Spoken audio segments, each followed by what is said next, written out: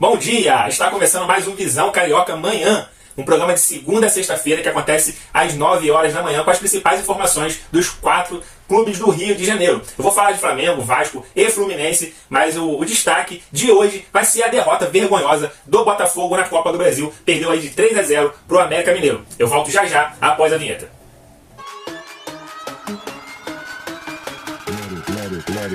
Let it, bang, bang.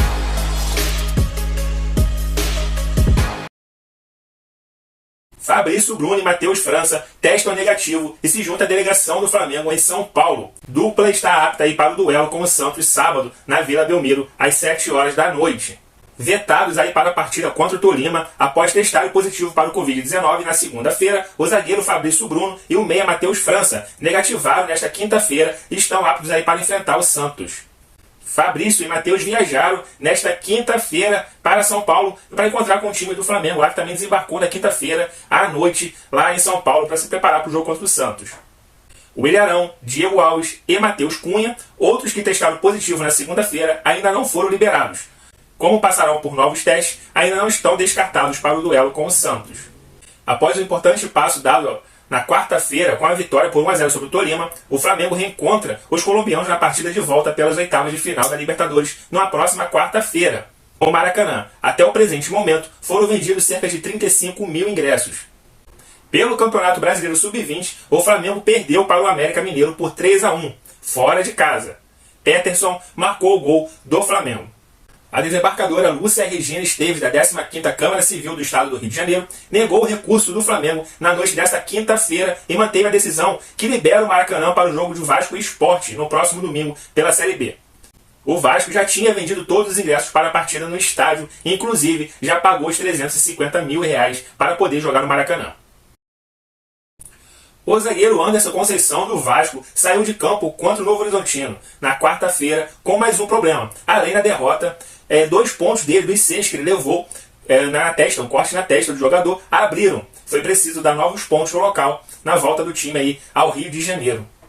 Na quinta-feira à noite saiu o resultado lá de que o Vasco poderia sim jogar no Maracanã. Já vendeu mais de 65 mil ingressos para o jogo contra o Sport no domingo. Ou seja, o recurso que o Flamengo e o Fluminense tentaram entrar aí para impedir o jogo de acontecer no Maracanã foi recusado aí. E o Vasco vai sim enfrentar o Sport no Maracanã para mais de 65 mil pessoas. O Vasco perdeu o último jogo, mas estaria ainda na segunda colocação do campeonato da Série B. A 4 pontos agora do Cruzeiro, que é o líder. E o Sport vem em quinto com 21 pontos.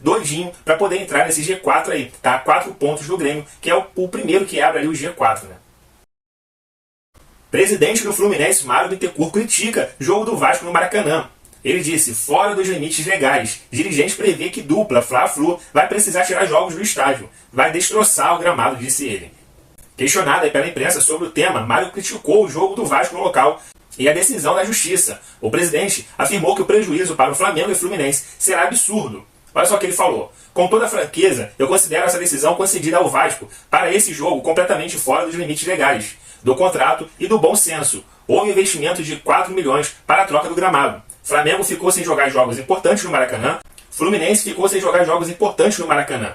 Da Copa Libertadores. Inclusive, alugou São Januário para jogar 2 vezes lá. Na segunda partida, foi solicitada a nossa retirada.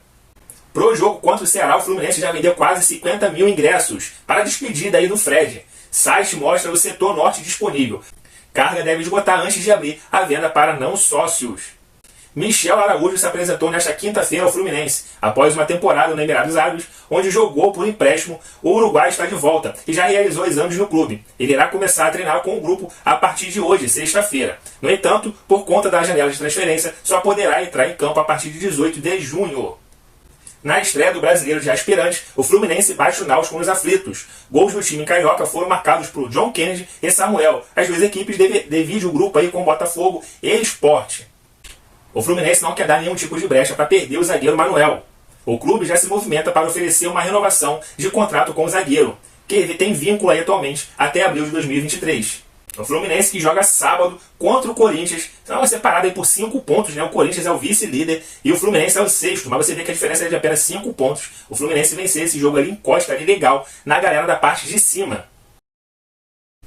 Antes de eu falar aqui de América Mineiro e Botafogo, o Botafogo venceu o Sport de virada por 4-2 na estreia do Brasileiro de Aspirantes, na quinta-feira.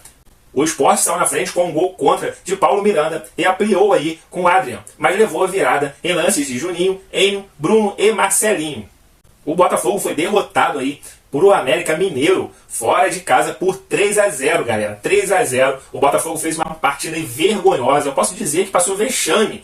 De todos os times da Copa do Brasil, só o Santos tinha perdido de uma forma assim vergonhosa, uma goleada. Perdeu de 4-0 para o Corinthians, um clássico também. E o Botafogo pegou o América Mineiro, que tinha perdido de 3-0 para o Flamengo. Na verdade, o América Mineiro estava 5 jogos sem vencer e 5 jogos sem fazer um gol. E fez logo 3 no Botafogo. A zaga do Botafogo estava horrorosa. O time de Luiz Castro, ele quis dizer aí também, estava com o time todo de reserva praticamente, que não é esse time que ele quer, não é o ideal. Mas enfim, nada justifica a derrota do Botafogo. O Botafogo botou 2 bolas na trave ali com o Matheus Nascimento ainda no primeiro tempo, mas nada ia mudar. Na verdade, o time do América é um time muito perigoso. Contra o Flamengo mesmo, ele perdeu de 3-0, mas poderia ter sido 3-2 aquele jogo. O América Mineiro partiu para cima do Flamengo, teve ótimas chances de fazer gol, não conseguiu por azar. Mas já contra o Botafogo, não desperdiçou quase nenhuma chance, né? Porque poderia ter ampliado. O Gatito Fernandes falhou várias vezes no jogo, fez algumas outras defesas importantes que o Botafogo poderia ter saído ali com uma derrota até de... Não vou nem dar aqui falar quanto, né? Mas poderia ter sido bem pior.